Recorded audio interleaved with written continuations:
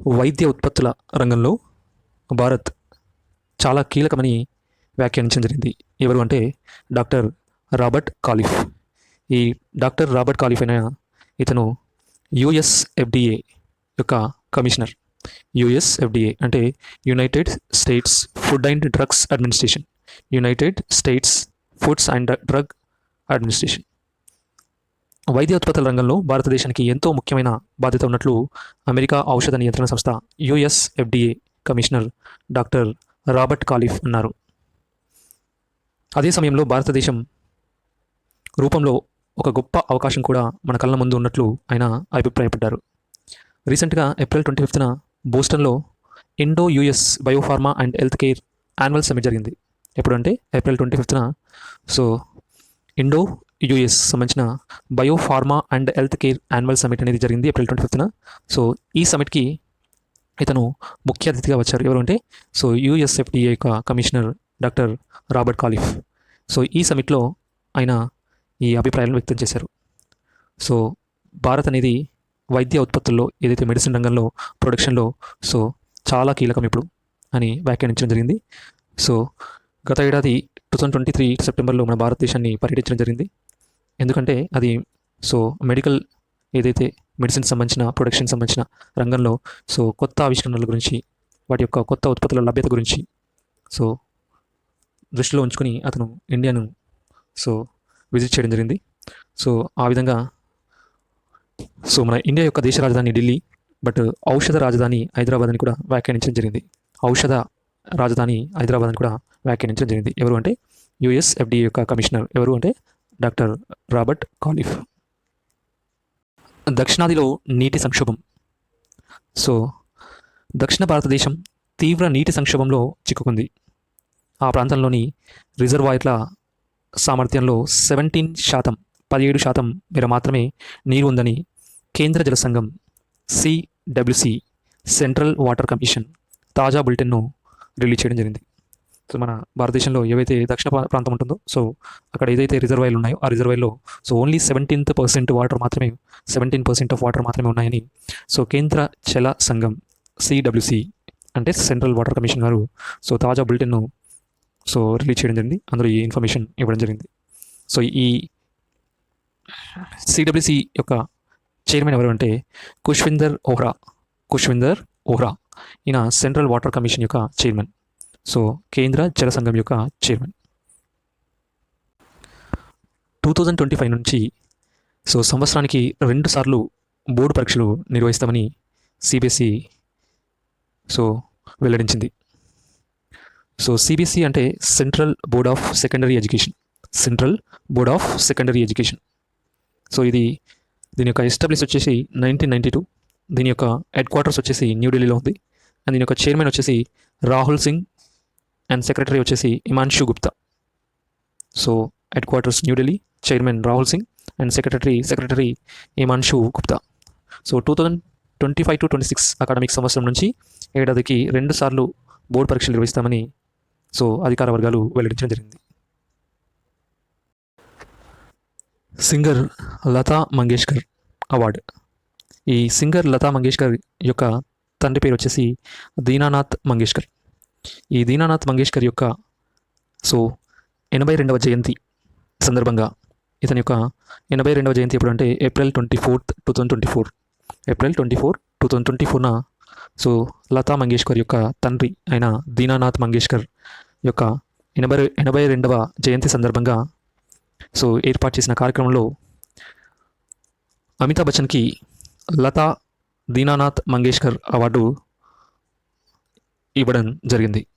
ఏ award అంటే Lata Dinanath Mangeshkar award. So ఈ award అనేది గతంలో వారి తండ్రి పేరు మీదుగా ఇచ్చేవారు, సో దీనానాథ్ మంగేష్కర్ అవార్డుగా. బట్ సో లతా మంగేష్కర్ గారు సో 2022 సంవత్సరంలో మరణించడం వల్ల 2022 ఫెబ్రవరి 6న మరణించడం వల్ల అప్పటి నుంచి 2022 నుంచి సో ఈ అవార్డు పేరు లతా దీనానాథ్ మంగేష్కర్ అవార్డుగా పిలుస్తున్నారు. అయితే సో 2022 ఏప్రిల్ 24 ఫస్ట్ ఈ లతా దీనానాథ్ మంగేష్కర్ అవార్డు ప్రధానమంత్రి నరేంద్ర మోదీ గారు స్వీకరించారు 2022లో. అండ్ 2023 ఏప్రిల్ 24న ఆశా భోన్స్లే గారు స్వీకరించారు. అండ్ నెక్స్ట్ ఇప్పుడు ప్రజెంట్ 2024లో సో అమితాబ్ బచ్చన్ గారు సో ఈ అవార్డుని తీసుకున్నారు. ఈ అవార్డు పేరు ఏంటంటే లతా దీనానాథ్ మంగేష్కర్ అవార్డ్. సో ఈమె లతా మంగేష్కర్ ఒక సింగర్. ఈమెకి ఆల్రెడీ నైటింగేల్ ఆఫ్ ఇండియా అని బిరుదు కూడా ఉంది. అదేవిధంగా భారతరత్న కూడా వచ్చింది. 2001లో భారతరత్న కూడా వచ్చింది తనకి. బట్ 2022 ఫెబ్ 6న పాపం మరణించడం జరిగింది. అప్పటి నుంచి సో ఈ అవార్డు సో ఇవన్న ఇచ్చారు. సో ఎప్పుడు అంటే ప్రతి సంవత్సరం ఏప్రిల్ 24నే ఈ అవార్డుని సో ప్రదానం చేస్తారు. ఎందుకంటే బికాజ్ ఆఫ్ లతా మంగేష్కర్ యొక్క ఫాదర్ జయంతి కాబట్టి సో ఈ అవార్డుని ఆ రోజు ప్రదానం చేస్తారు. బట్ 2024కి అవార్డు గాను సో అమితాబ్ బచ్చన్ గారు సో ఈ అవార్డును తీసుకోవడం జరిగింది. బ్రాండ్ అంబాసిడర్గా యువరాజ్. సో మరో 35 రోజుల్లో అమెరికా మరియు వెస్టిండీస్ వేదికగా జరగనున్న T20 వరల్డ్ కప్. ఈ T20 వరల్డ్ కప్ అనేది సో 2024 జూన్ 1 నుంచి స్టార్ట్ అవుతుంది. సో దీనికి గాను మన భారత దిగ్గజ ఆల్రౌండర్ యువరాజ్ సింగ్ బ్రాండ్ అంబాసిడర్గా వ్యవహరిస్తున్నారు. ఈ టోర్నీలో ఇప్పటికే క్రిస్ గేల్ అండ్ మరియు ఉసేన్ బోల్ట్ని ఐసీసీ అంబాసిడర్గా నియమించింది. సో ఇప్పుడు రీసెంట్గా సో బ్రాండ్ అంబాసిడర్గా ఎవరు అంటే Yuvraj Singh. G7 summit. So ఇప్పుడు మనకు రీసెంట్గా 50వ G7 సమిట్ అనేది ఇటలీ దేశంలో జరగనుంది. ఇటలీ దేశంలోని సో అపోలియా సిటీలోని ఫ్యాసనో అనే ప్లేస్లో ఈ 50th G7 సమిట్ జరగనుంది. ఈ ఎప్పటి నుంచి ఎప్పటి వరకు అంటే జూన్ 13 నుంచి జూన్ 15 వరకు ఈ సమిట్ జరగనుంది. అందులో భాగంగా ఈ సదస్సుకి ఇటలీ దేశం నుంచి మోదీకి ఆహ్వానం వచ్చింది. ఎవరికంటే మన ప్రధాని మోదీకి సో ఆహ్వానం వచ్చింది. సో కాబట్టి ఇది G7 అనేది వార్తల్లో నిలిచింది. అయితే మనం G7 కొన్ని అంశాలు మనం ఇప్పుడు చూద్దాం. సో G7 యొక్క 50th సమిట్ అనేది ఇటలీ దేశంలోని ఫ్యాషన్లో సో జరగనుంది. ఎప్పుడంటే జూన్ 13 నుంచి 15 వరకు. సో ఈ ఇటలీ యొక్క దేశ ప్రధాని ఎవరు అంటే జార్జ్ మెమోలోని.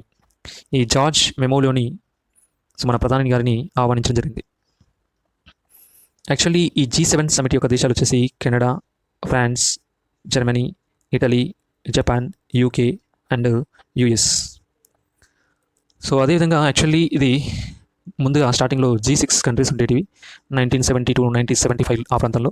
తర్వాత 1976లో సో కెనడా వచ్చి చేరింది. సో అప్పుడు దీన్ని G7గా మార్చారు. G6 నుంచి G7గా మార్చారు. కెనడా వచ్చి ఎప్పుడు జాయిన్ అయిందంటే 1976లో జాయిన్ అయింది. సో మళ్ళీ తర్వాత 1997లో మళ్ళీ రష్యా జాయిన్ అయింది. సో దీన్ని G8గా మార్చారు. బట్ మళ్ళీ ఈ రష్యా ఏం చేసిందంటే క్రిమియా అనే కంట్రీ పైన సో దాడులు చేయడం వల్ల సో 2014లో ఈ రష్యాని సో ఈ G8 సమిట్ నుంచి బహిష్కరించి మళ్ళీ అగైన్ G7గా మారిపోయింది. సో ఇప్పుడు ఓవరాల్గా ఇప్పుడైతే G7 పిలుస్తున్నారు. సో ఈ G7 యొక్క 49th summit. So last year 49th summit వచ్చేసి జపాన్లో హిరోషిమాలో నిర్వహించారు. సో ఇప్పుడు 50th సమిట్ అనేది సో హోస్ట్ ఏ దేశం అంటే ఇటలీ దేశం. ఆ ఇటలీ దేశం యొక్క ప్రధాని ఎవరైతే ఉన్నారో జార్జియా మెలోని, వారు మన ప్రధానిని, ఇండియా యొక్క ప్రధానిని మోదీ గారిని సో ఈ సమిట్కి ఆహ్వానించడం జరిగింది. IMF international monetary fund. ఈ ఇంటర్నేషనల్ మానిటరీ ఫండ్ అంతర్జాతీయ ద్రవ్యనిధి యొక్క మేనేజింగ్ డైరెక్టర్గా తిరిగి మళ్ళీ క్రిస్టాలినా జార్జివా గారు నియమితులయ్యారు. సో ఆల్రెడీ వారే ఎండిగా వ్యవహరిస్తున్నారు. ఎవరు అంటే క్రిస్టాలినా జార్జివా గారు. మళ్ళీ ఇప్పుడు సో ఏకగ్రీవంగా మళ్ళీ వారే నియమితులయ్యారు. వారి యొక్క న్యూ టైం పీరియడ్ వచ్చేసి 1 అక్టోబర్ 2024 నుండి ప్రారంభమవుతుంది. కంటిన్యూగా 5 years కాలంగా సో ఎండిగా IMFకి ఉంటారు. IMF యొక్క ఫుల్ ఫామ్ వచ్చేసి ఇంటర్నేషనల్ మానిటరీ ఫండ్, అంతర్జాతీయ ద్రవ్యనిధి యొక్క మేనేజింగ్ డైరెక్టర్ ఎవరు అంటే క్రిస్టాలినా జార్జివా. వీరు అక్టోబర్ 1 నుండి 2024 నుండి మళ్ళీ 5 years. సో ఆల్రెడీ వీరు 2019 నుండి ఈ క్రిస్టాలినా జార్జివా గారు IMF ఎండిగా పనిచేస్తున్నారు. ఈమె బల్గేరియా దేశానికి చెందిన వ్యక్తురాలు ఈమె. సో ఇందులో IMF అనేది సో 190 దేశాలతో కూడిన సంస్థ. సో ఇది ఏం చేస్తుందంటే దీని యొక్క డ్యూటీ వచ్చేసి ప్రపంచ ద్రవ్య సహకారాన్ని పెంపొందించడానికి మరియు సురక్షితమైన ఆర్థిక స్థిరత్వాన్ని మరియు అంతర్జాతీయ యొక్క వాణిజ్య సంబంధాలను సులభతరం చేయడానికి ఇది ఐఎంఎఫ్ అనేది పనిచేస్తుంది. సో యాక్చువల్లీ ఈ ఏకగ్రీవం అనే దాన్ని మాత్రం 2004లో ఇంప్లిమెంట్ చేయడం జరిగింది. 2004 నుంచి. అంతకుముందు 2004 కంటే ముందు ఐఎంఎఫ్లో ఎవరైనా మేనేజింగ్ డైరెక్టర్ని ఎన్నుకోవాలంటే కంపల్సరీ వాళ్ళు ఓటింగ్ అనే ప్రక్రియని పెట్టేవారు. బట్ 2004 నుండి మాత్రం ఏకాభిప్రాయం ఏకగ్రీవంగా ఎన్నుకోవడం జరిగింది. ఇందులో గవర్నర్స్ కూడా ఉంటారు. వాళ్ళ డిసైడింగ్ ఫ్యాక్టర్ వచ్చేసి గవర్నర్ వాళ్ళు మాత్రమే ఈ మేనేజింగ్ డైరెక్టర్ అనే పదవిని ఎన్నుకుంటారు. ఆల్మోస్ట్ ఆల్ ఏకగ్రీవంగా జరిగిపోయింది. అదేవిధంగా మన ఇండియాకి చెందిన ఈ 190 దేశాల్లో మన ఇండియా కూడా ఉంది. అయితే ఇండియా నుంచి రిప్రజెంటెడ్గా గవర్నర్గా ఎవరు ఉన్నారంటే మన ఫైనాన్షియల్ మినిస్టర్ నిర్మలా సీతారామన్ గారు ఉన్నారు. ఓవరాల్గా ఇది ఐఎంఎఫ్ యొక్క ఇన్ఫర్మేషన్. ఈ ఐఎంఎఫ్ యొక్క ఎండి ఎవరు అంటే మేనేజింగ్ డైరెక్టర్ ఎవరంటే క్రిస్టాలినా జార్జివా. ఈమె ఏ దేశానికి చెందిందంటే బల్గేరియా దేశానికి చెందింది. ఈమె ఎప్పటి నుంచి కంటిన్యూ అవుతుందంటే 2019 నుంచి. శ్రీదేవి ప్రసాద్కు యూత్ వీర్ పురస్కారం. శంకర్ ఫౌండేషన్ వ్యవస్థాపకురాలు శ్రీదేవి ప్రసాద్ ప్రతిష్టాత్మక యూత్ వీర్ పురస్కారానికి ఎంపికయ్యారు. ప్రత్యేక అవసరాలు కలిగిన పిల్లలకు అంటే చిల్డ్రన్ విత్ స్పెషల్ నీడ్, ఎవరైతే స్పెషల్ నీడ్ చిల్డ్రన్స్ ఎవరైతే ఉంటారో, అది వికలాంగులు కావచ్చు, డఫ్, డెంపు ఇలాంటి అంగవైకల్యం ఉన్న వాళ్ళు ఎవరైతే ఉంటారో, ప్రత్యేక అవసరాలు కలిగిన పిల్లలు, వాళ్ళకి నాణ్యమైన పునరావాసం కల్పించడంతో పాటు వారి యొక్క ఎంపవర్మెంట్ సంబంధించిన చేస్తున్న కృషికి గుర్తింపుగా ఈ యూత్ వీర్ ఫౌండేషన్ మెమోరియల్ వారు ఈ అవార్డును ప్రకటించింది. ఎవరికి వచ్చిందంటే ఈ శంకర్ ఫౌండేషన్ వ్యవస్థాపకురాలైన శ్రీదేవి ప్రసాద్ గారికి ఈ యూత్ వీర్ పురస్కారం అనేది లభ్యమైంది. చైనా ఏప్రిల్ 25, 2024 చైనా ఏప్రిల్ 25, 2024 తన రోదసీ కేంద్రం, దాని యొక్క స్పేస్ సెంటర్ ఎక్కడంటే తియాంగాంగ్. ఈ తియాంగాంగ్లోకి 3 వ్యోమగాములను పంపింది. 2030 నాటికి చందమామపైకి మానవులను పంపాలన్న లక్ష్యంతో భాగంగా దీన్ని చేపట్టింది. ఈ 3 కూడా వ్యోమగాములు షాంచ్ 18 వ్యోమనౌకలో నింగికి వెళ్తారు. ఈ చైనా రోదసీ కేంద్రం ఏంటంటే స్పేస్ సెంటర్ నేమ్ వచ్చేసి తియాంగాంగ్. దీనిలోకి 3 వ్యోమగాములను పంపిస్తున్నారు. ఈ నింగిలోకి వెళ్ళడానికి వ్యోమగాములు షాంచ్ 18 వ్యోమనౌకలో బయలుదేరుతారు. అక్కడికి స్పేస్ సెంటర్లోకి వెళ్తారు. ఎప్పుడు వెళ్ళారంటే స్టార్ట్ అవ్వడం జరిగిందంటే ఏప్రిల్ 25, 2024లో జరిగింది. ఎందుకంటే లక్ష్యం ఏంటంటే వీళ్ళ యొక్క గోల్ ఏంటంటే చందమామపైకి మానవులను పంపాలన్న ఉద్దేశంతో ఈ యొక్క ప్రయోగం చేపట్టడం జరిగింది. హిందీ మిలాప్ ఎడిటర్ వినయ్ వీర్ కన్నుమూయడం జరిగింది. ప్రముఖ హిందీ పత్రిక హిందీ మిలాప్ ఎడిటర్ వినయ్ వీర్ కన్నుమూయడం జరిగింది. ఎవరు అంటే హిందీ పత్రిక హిందీ మిలాప్ ఎడిటర్ ఎవరు అంటే వినయ్ వీర్.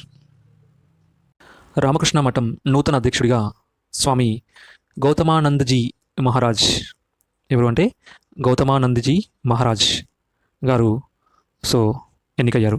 ఇతను 17వ స్వామిగా రామకృష్ణ మఠానికి నూతన అధ్యక్షుడిగా ఎన్నికయ్యడం జరిగింది. ఎవరు అంటే స్వామి గౌతమానందజీ మహారాజ్. ఏ మఠానికి అంటే రామకృష్ణ మఠంకి. ఈ రామకృష్ణ మఠం రామకృష్ణ మిషన్ యొక్క నూతన అధ్యక్షుడు, ఎన్నవ అధ్యక్షుడు అంటే 17th అధ్యక్షుడు ఎవరు అంటే Swami Gautamanandaji Maharaj. External affairs minister S Jaishankar గారు received a copy of the book India's nuclear titans అనే బుక్ని రిసీవ్ చేసుకున్నారు. ఎవరు అంటే మన ఎక్స్టర్నల్ అఫైర్స్ మినిస్టర్ జైశంకర్ గారు. ఎవరి నుంచి అంటే ఎడిటెడ్ బై సంపాదకీయులు ఎవరైతే ఉన్నారో సౌమ్య అవస్థి గారు మరియు శ్రబానా బౌరా గారు, వీరిద్దరు కూడా సంపాదకీయులు, ఎడిటర్ వాళ్ళు. వాళ్ళ చేతుల మీదుగా వెలువడిన ఈ ఇండియాస్ న్యూక్లియర్ టైటాన్స్ ఈ బుక్ని ఎవరికి ఇవ్వడం జరిగిందంటే ఎక్స్టర్నల్ అఫైర్స్ మినిస్టర్ జైశంకర్ గారు తీసుకోవడం జరిగింది. బుక్ పేరు very very important. India's nuclear titans. Edited by Saumya Awasthi and Shobhana Bowra. Bhimeshwara Challa గారి బుక్ వచ్చేసి ఏంటంటే India the road to renaissance, India the road to renaissance. ఇది బుక్ పేరు వచ్చేసి, అండ్ రాసిన వారు ఎవరు అంటే భీమేశ్వరాచల్ల. భీమేశ్వరాచల్ల యొక్క బుక్ పేరు వచ్చేసి India the road to renaissance. Caption వచ్చేసి విజన్ అండ్ అన్ ఎజెండా.